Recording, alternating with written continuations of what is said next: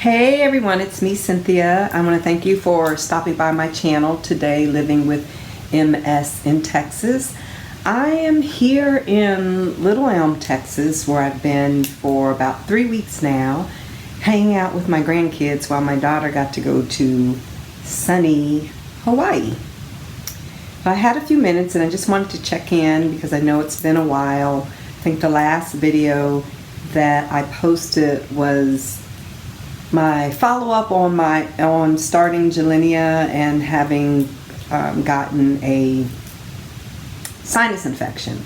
So since we've last gotten together, I did visit my neurologist and talk to her about the fact that I had developed that sinus infection fairly soon after starting the Gilenya, and I was concerned about that because I had gone for so long and not gotten any type of infection of that nature.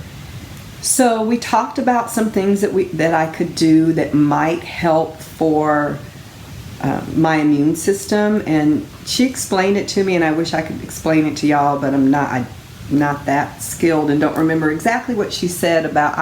I've always say that these disease modifying medications suppress our immune system, and I don't know that she explained it in a different way, that what they're doing with our white blood and red blood cells that are kind of messing with our immune system. But she didn't say necessarily that it was suppressing our immune system, but we are, I think, more susceptible to colds and flu and sinus infection and whatever other type of bacterial infections when we are on disease modifying therapies. So one of the things that we were trying was me taking the Gilenya 5 days a week instead of 7 days a week, so I could just start taking it Monday through Friday and take the weekends off. And she said if that didn't work to help, that we could try it like maybe 3 days a week, Monday, Wednesday, Friday kind of thing, and we'll see. Because in addition to having gotten the sinus infection, I also was experiencing just a lot of like sinus drainage and inflammation, sinusitis or whatever. I think that's the sinus infection, just a different term for it. So, but the increased kind of drainage is one of the side effects of being on the Gilenya. And even though I was taking an antihistamine, the Zyrtec, to help with that, and the Flonase, it really didn't seem to help. So I had been trying the Monday through Friday dosage of the Gilenya, and just a few days ago, last week, so today is February 3rd, I think, 3rd or 4th. On the 31st of January, I had to go to the doctor again here in the Little Elm area because I felt some issues with my sinus, and lo and behold, not only do I have a sinus infection, but I also have an ear infection. And that was pretty scary. If it hadn't been for the ear infection, I probably wouldn't even gone to the doctor, because the ear infection made me dizzy and off balance, and I was like, oh my God, I'm gonna die. I'm here by myself, well, with the grandkids, and in this place, and not where my normal doctors are. And I just I hadn't had an ear infection in probably 20-30 years, and I didn't remember what that felt like, and so that was pretty scary for me. It kind of really threw me off balance. But at any rate, I go to the doctor, and okay, yes, not only do you have this yucky stuff going on with your ear, but your sinus again is infected. So I'm once again on an antibiotic with the nasal spray again, and not really happy about that because it's amoxicillin mixed with something else. So it's just this huge horse pill, and I would prefer a more natural way of dealing with illness and things that are going on, but unfortunately I can't. I got to get this out of my system and find a way to have a better immune system so that this won't keep happening.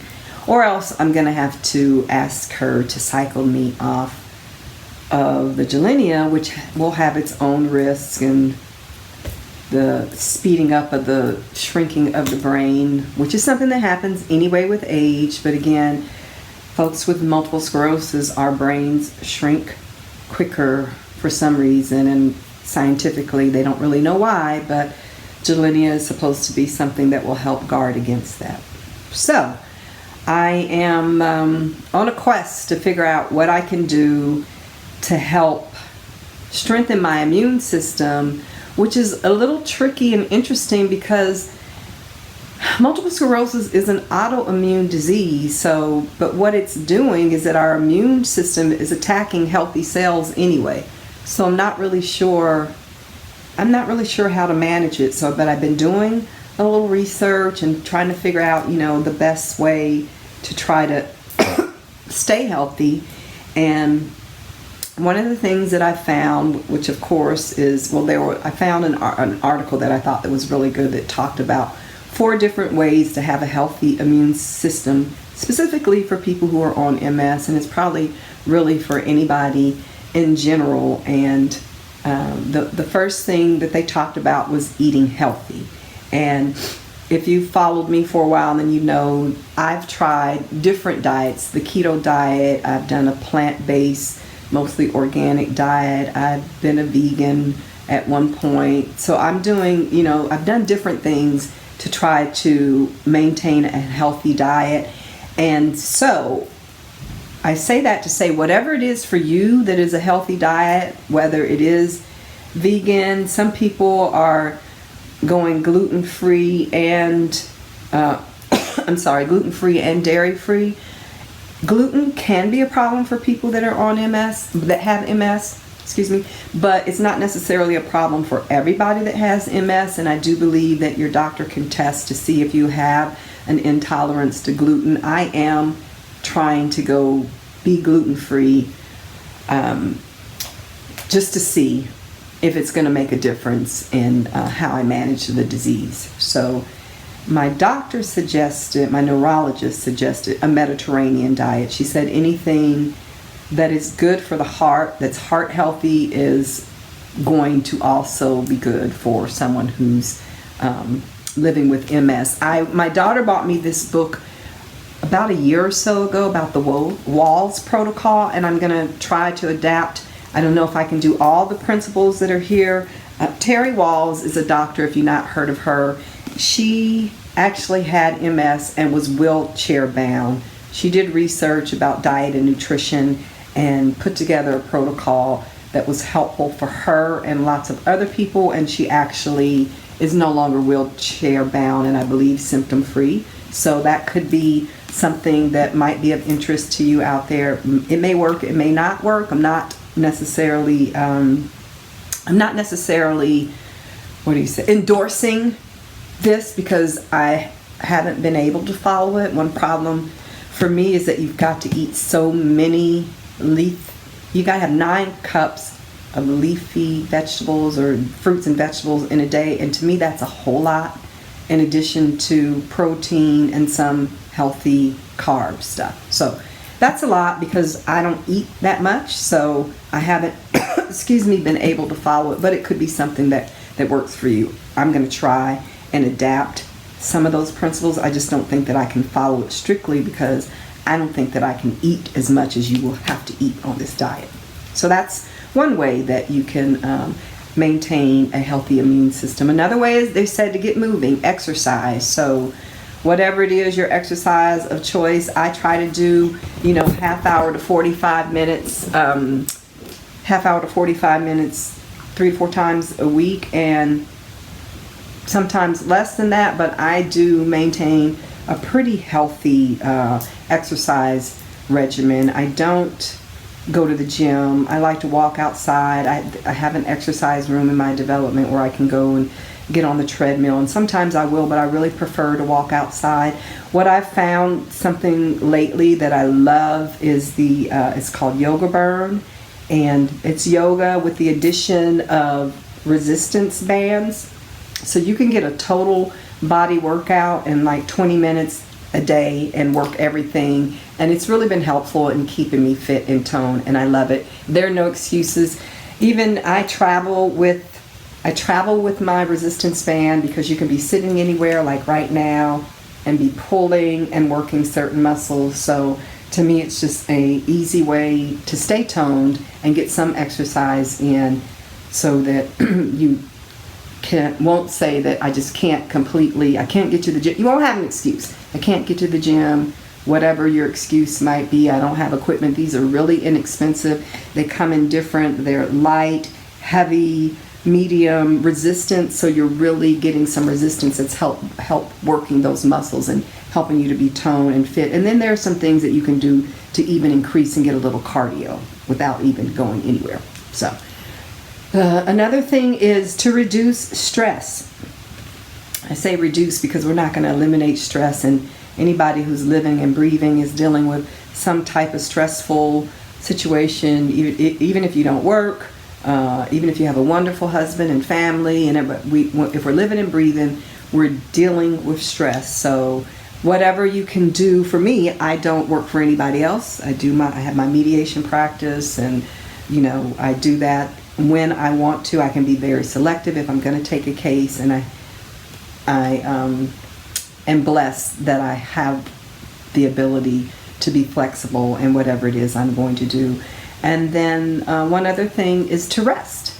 And I am also fortunate that I can rest when I need to, when I'm not feeling well. Like I'm really literally just been in the bed for the past, since maybe Thursday, just sashaying from the sofa to the bed or whatever, shower, eat, whatever, but really just spending time resting, because as my body is fighting these infections on both fronts, the ear and the sinus, it's not pleasant, and it has me feeling exhausted most days, but I'm doing what I need to do to take care of me. And I know that everybody doesn't have the ability to do that. Like, you can't stop. I feel really bad I'm in a few support groups and Facebook groups regarding multiple sclerosis, people who are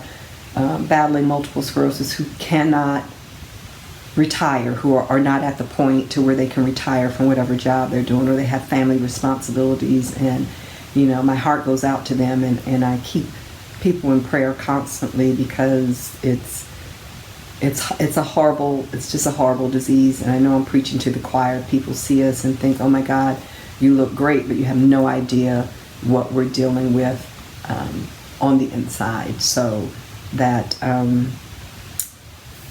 however you can find your way to a point to where you can take care of you. I encourage people who reach out to me all the time that working is wonderful, and I get it, and you love it, and we don't really want to give up our jobs, particularly if we have a career that we love. But when you live with a chronic disease, it's so important to just stop and take time to focus on you, and if you can get to the place to where you can retire and focus on your health and well-being, it's the best thing that you can do for yourself, and you can enjoy life in other ways and volunteer and still feel useful if that's what you need to do, and not feel bad about whatever check you're getting because people feel like you're not earning it, but you did earn it. So anyway, off my soapbox. So again, I just wanted to check in. I thank you guys for stopping by as always. So just to recap, so that some tips that you can,